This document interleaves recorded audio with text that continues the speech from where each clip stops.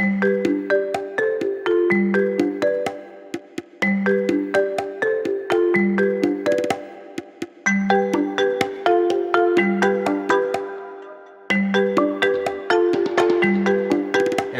back to MOAA's Advocacy Update. I'm Corey, and this is Amanda Centers joining me for a change, and she's the Vice President of Development. So we're doing something a little bit different this week in the spirit of Thanksgiving, and it's not going to be advocacy focused this week. So Amanda, tell us what you have going on and what's planned for Thanksgiving. Hi, thanks Corey. Hi everybody. Happy to be here. Yes, it's a little different. We don't do any advocacy work. I work for both of our charities, MOAA's charities. We have two 501c3s. We have a MOAA Scholarship Fund and a MOAA Foundation. And as we approach this Giving Tuesday, we're asking people to think of us when they're looking at giving philanthropic gifts to the people in their community and those supporting the military and veteran community. Okay. Well, so you do a lot of great work for our community, and tell us a little bit more about that. Sure.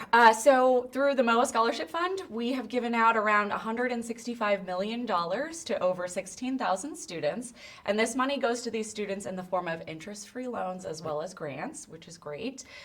These are for students who are pursuing their undergraduate degree and their military children, right? So they've had this life where they've had to move consistently because of their parents' service. And so this is something we feel is really important to the military families out there who have all sacrificed for service. So really, really proud of that.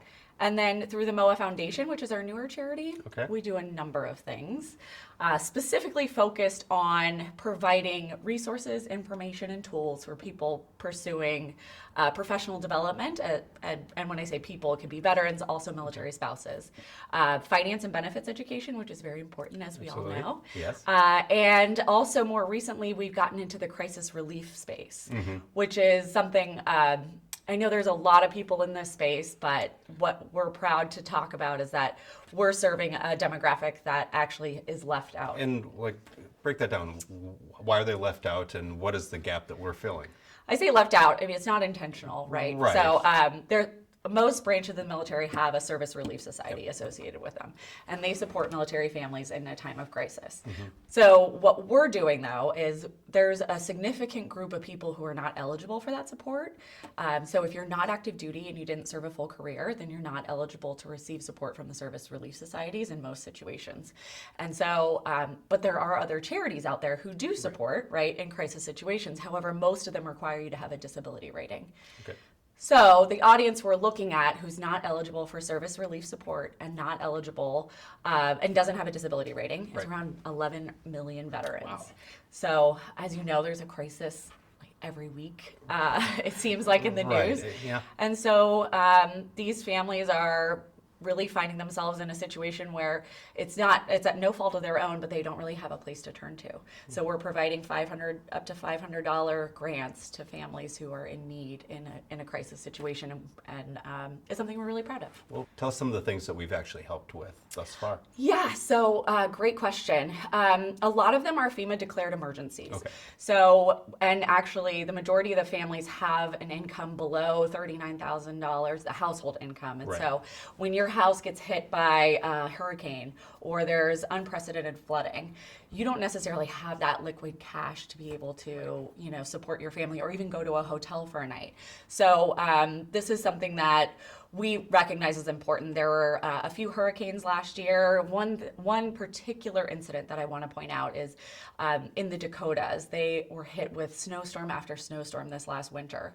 And one of the communities is a Native American community that has a high veteran population. And they were hit so hard. Some of their roads aren't even drivable. The road actually to their local VA, people can't even get to. Wow. So there was significant damage to the community. People lost power, heat, all their food in their fridge. We helped over 100 families there get emergency relief and support that they needed. Some of them we helped fix their houses, their roofs, help them get food on the table, things of that nature, things that you and I take for granted every day. Right. So it's something we're really proud of. So if somebody wants to get involved and help, how do they do that? Excellent question. You can visit the links in the description, or also tell everybody, right? Tell your network, tell your friends to donate. Or if they're in need of support, whether it be college education assistance or crisis relief or anything that we mentioned before, let them know that these exist. We'd be happy to help.